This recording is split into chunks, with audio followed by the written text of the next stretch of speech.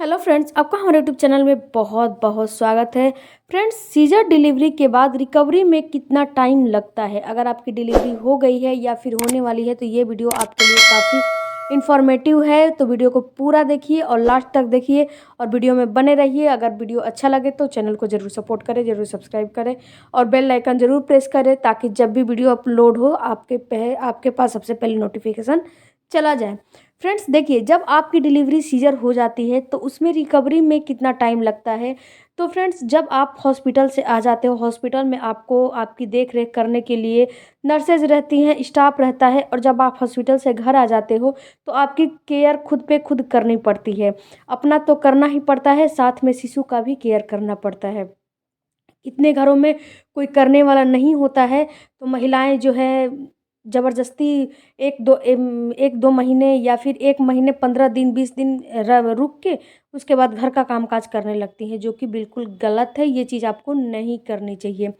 कम से कम normal delivery हुई है या फिर सीजर डिलीवरी हुई है, सीजर डिलीवरी तो कम से कम 3 महीने आपको रेस्ट करना चाहिए। अगर नॉर्मल डिलीवरी हुई है तो सवा महीने 40 से 45 दिन आपको रेस्ट करने ही करने चाहिए। क्योंकि फ्रेंड्स देखिए, नॉर्मल डिलीवरी में भी टाँके लगते हैं और सीजर डिलीवरी में भी टाँके लगते हैं, दोनों में टाँके लगते हैं। लेकिन सीजर डिलीवरी में ज़्यादा टाँके आते हैं, नॉर्मल डिलीवरी में कम टाँके आते हैं। तो जो नॉर्मल डिलीवरी का टाँका होता है वो जल्दी सूख भी जाता है, जल्दी ठीक भी हो जाता है। और जो सीजर डिलीवरी का टाँका है वो कई लेयर पेट के काट के तब टाँका लगाया जाता है। तो ऊपर का टाँका तो आपका हीलिंग हो जाता है, लेकिन जो अंदर के टाँके होते हैं उसकी हीलिंग आपको इतनी जल्दी नहीं होती है। उसमें उसको सूखने में उसका जो हीलिंग होने में काफ़ी टाइम लगता है। तो उसके लिए आप कुछ कर भी सकते हो। देखिए फ्रेंड्स, सबसे पहले तो आपको गैस कॉन्स्टिपेशन अपने अंदर नहीं बनने देना है, क्योंकि जब गैस कॉन्स्टिपेशन बनेगा तो आपके टाँके टूटने के भी डर रहते हैं, आपके टाँकों में रिसाव होने के डर रहते हैं और आपके टाँकों में पेन होने के डर रहते हैं। तो आपको गैस कॉन्स्टिपेशन नहीं होने देना है और अपने पेट पे दबाव और ज़ोर भी उस समय बिल्कुल भी नहीं लगाने हैं जब आप हॉस्पिटल से घर आ जाते हो। अब महिलाएं जो है पेन किलर जितनी भी डॉक्टर दिए रहते हैं वो तो खा लेती हैं, बट उसके साथ जो फोलिक एसिड होता है, विटामिन की गोलियां होती हैं, विटामिन की सप्लीमेंट होती है, महिलाएं खाना भूल जाती हैं, जो कि आपको ये काम बिल्कुल नहीं करने चाहिए। जितने भी आपको मेडिसिन मिले हैं सारे मेडिसिन आपको खाने ही खाने हैं। और जितनी भी आपको दवाइयाँ मिली हैं, यानी कि जितनी भी आपको टाँकों पे जितनी बार आपको डॉक्टर बोला है कि इससे वॉश करो, इससे साफ़ करो और इस पे क्रीम लगाओ, उतने बार आपको लगाने ही लगाने पड़ेंगे। क्योंकि जब आप अपने टाँकों की अच्छे से देख रेख करोगे, देखभाल अच्छे से करोगे तो उसमें हीलिंग भी अच्छे से आएगी और बहुत जल्दी वो हील भी हो जाएगा। और अगर अच्छे से देखभाल नहीं करोगे तो उसको हील होने में, टाँकों को सूखने में काफ़ी समस्याओं होने लगेगी और काफ़ी टाइम भी लग जाएगा आपके टाँके को होने में। तो इसीलिए फ्रेंड्स, जो भी डॉक्टर बोलती है जो का एडवाइस आपको मानना चाहिए। इसके अलावा अगर आपको गैस कॉन्स्टिपेशन नहीं बन रहा है तो इसके लिए क्या खाना चाहिए? तो फ्रेंड्स, आपको हैवी जो है खाना होता है बिल्कुल नहीं खाने चाहिए। हैवी जो ठोस अनाज है बहुत हैवी होती है, वो आपको खाने चाहिए। बस 1-2 रोटी 1-2 चपातियाँ खाएं और आप ओट्स हो गया, आपको दलिया हो गया, ये सारी चीज़ों का ज़्यादा से ज़्यादा सेवन करें। दाल हो गया, लिक्विड ही ज़्यादा खाएंगी, फाइबर युक्त रिच फूड ज़्यादा खाएंगी तो आपको ज़्यादा गैस कॉन्स्टिपेशन नहीं होगी। क्योंकि इन अगर ये सारी चीज़ें खाएंगी आप तो आपको गैस कॉन्स्टिपेशन से आप बची रहेंगी। तो आपके जो टाँके हैं उस पे दबाव भी नहीं पड़ेगा। क्योंकि जब आप स्टूल पास करने जाओगे तो उसमें क्या होता है कि जब स्टूल पास ही नहीं होगा तो आप जोर लगाओगे तो टाँकों पे दबाव पड़ेगा। इसके अलावा फ्रेंड्स, जब भी डॉक्टर बोलते हैं कि आप जब हॉस्पिटल से घर आ जाते हो तो डॉक्टर सबसे पहले बोलेंगी कि घर पे जाके आप सबसे पहले नहा लीजिएगा। तो जब आपके दिमाग में होगा कि अरे मेरे टाँकों पे पानी चले जाएगा, मैं कैसे नहाऊंगी?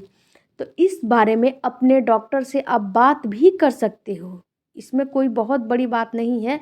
इस सिचुएशन में आप अपने डॉक्टर से बात करिए और डॉक्टर आपको जो वाटर प्रूफ होता है ना बैंडेज, वही लगाते हैं ताकि आपके टाँकों पे पानी ना आए। इसके बाद आपको 1-2 हफ्ते बाद आपकी फिर दोबारा से जो हॉस्पिटल में है उसमें विजिट करना पड़ता है।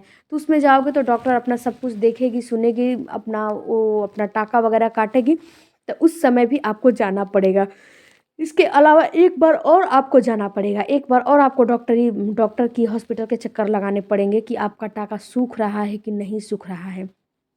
तो फ्रेंड्स, आप अजवाइन का पानी भी आपको पीना बिल्कुल ज़रूरी है। अगर आप दिन भर नहीं पी पाते हो तो खाना खाने के बाद तो अजवाइन हो गया, जीरा हो गया, सौंफ हो गया, इनमें से किसी एक का पानी आपको पीना ही पीना है।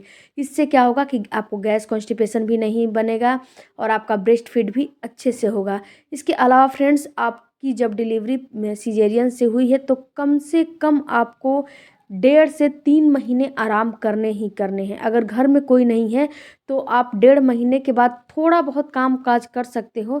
अपने बेबी का तो काम आपको करना ही पड़ेगा, वो तो जब जिस दिन से आपका टाका कट जाता है उसी दिन से महिलाएं करने लगती हैं।